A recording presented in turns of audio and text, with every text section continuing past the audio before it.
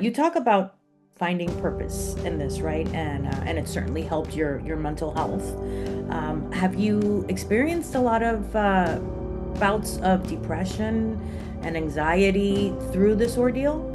Oh yeah. I think that's inevitable. Like I was never really a depressed person. I think everyone questions things about your life. And we were talking in the beginning about when you're high up on life and life is really good and you come that down to that level, it's worse. It's definitely worse.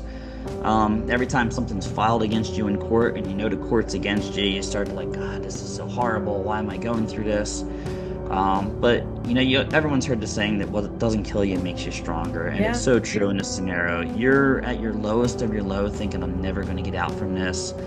When I heard about the friend of a friend who killed himself, he was a nice guy. He was just so quiet and bottled up. I'd wish I had known about his situation, or I wish I had started sharing my situation sooner, and it probably would have gotten back to him sooner, because he had no idea what I was going through either. We really didn't talk or socialize. It was just the acquaintance situation. We knew each other back in the day for a week. And I hope other people out there kind of see what I went through. You hear the stories from so many people.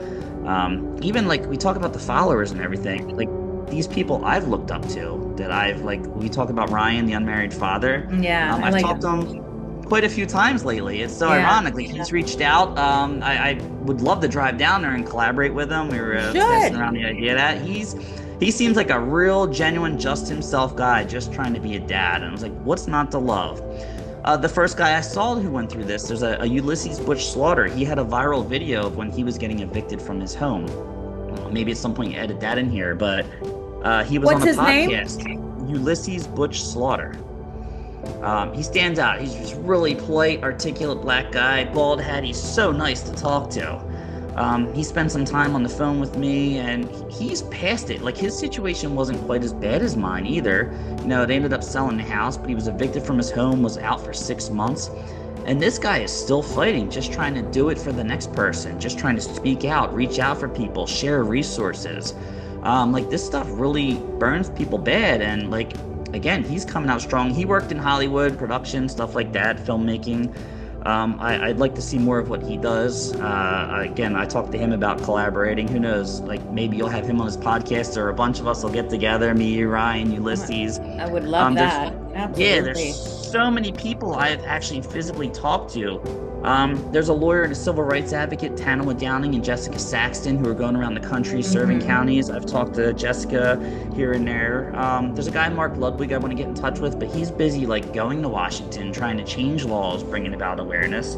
There's a guy, Dave Weigel, I spent some time on the phone with, he's got a big following. He's creating like a wall of shame, putting judges and lawyers on blast, trying to post this corruption. He just had a Good. big conference the other day. All these people about a woman who had killed herself after it was just her husband was a lawyer and had connections in the local court, and they just destroyed this woman until the point she took her own life. So he's a big advocate.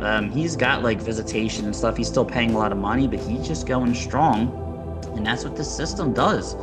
It's creating these warriors, and now all these warriors are coming together on their own end, fighting this battle in a different way.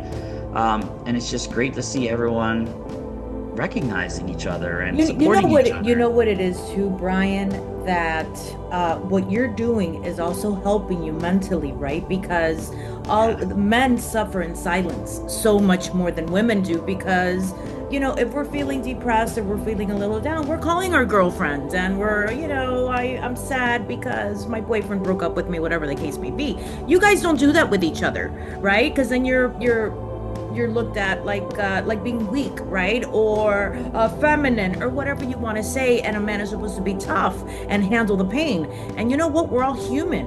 And that's what you're doing by sharing your experience and voicing out all of your battles. That's helping you on a personal mental level as well. Yeah.